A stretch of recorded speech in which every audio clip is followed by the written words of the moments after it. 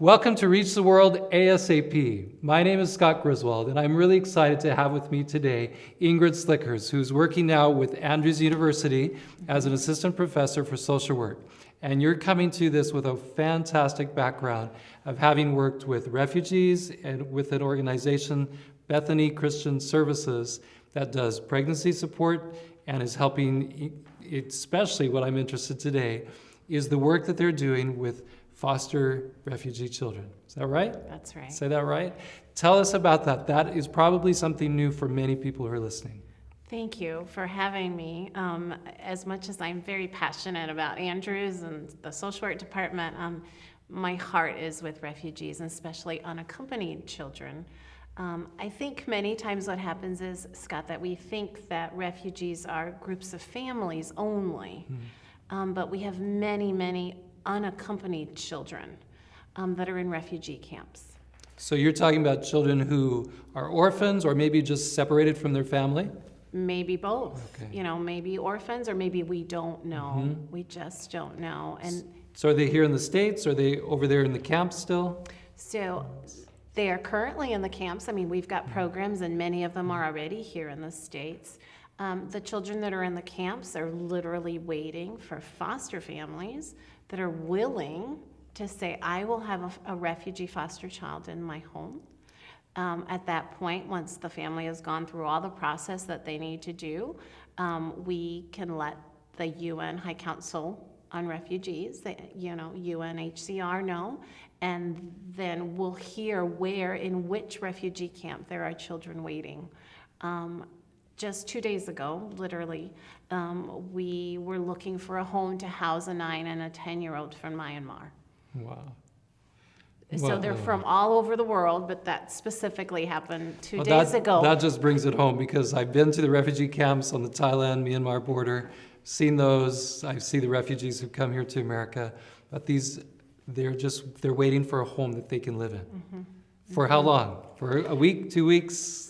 The rest For the rest life? of their lives. Wow. Sometimes the questions come in regarding, are we adopting the children? And this is not adoption, this is refugee foster care. But unlike maybe what we call domestic foster care, refugee children don't have anyone else to go to. So it looks like adoption because they are now part of your family forever, even though they're foster children. So they may not have your last name, but they do become part of your family. And that's because they come under the care of the U.S. government, and they're Correct. watching out for them. So Correct. compared to like international adoption, which I looked online and it was like between $16,000 and $50,000 to adopt a child from overseas, what would be the cost for a family who's interested in caring for a refugee foster child? Basically, the cost would be the paperwork for them to become licensed as a foster home, which is very sometimes little. is maybe fingerprint appointments.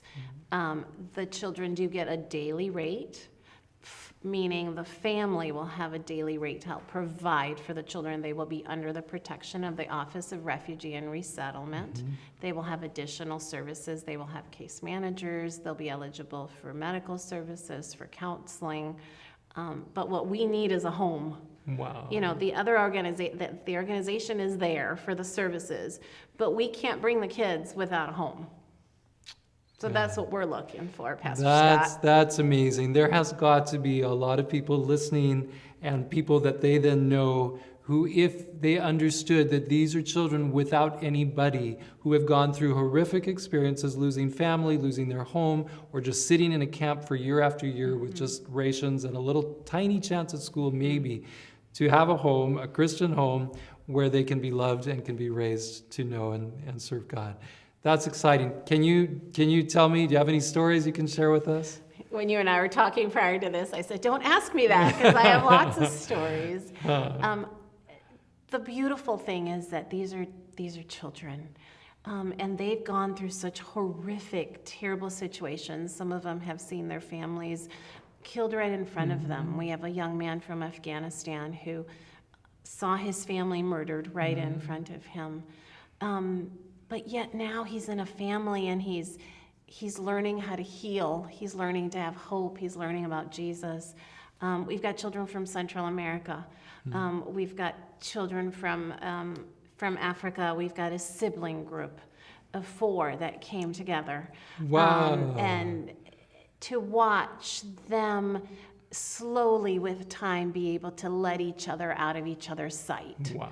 Wow. They had promised their mom that they would not leave each other after the horrific situations that happened. And Absolutely. then to see them feeling that, yeah, I can let my sibling go to school. It's okay. It's safe here. But they have a family?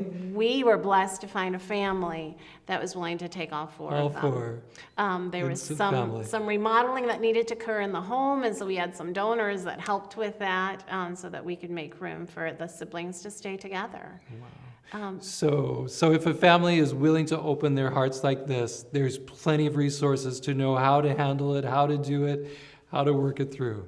Praise the Lord. Wow. Yes, those resources are there. What we need are families, Pastor Oh Scott. man, We so need if families. somebody is listening and they say, I'm not sure, but I'm willing to explore this, I want to learn more, where would they go? So, like we said at the beginning, I have the privilege of being connected with Bethany Christian Services.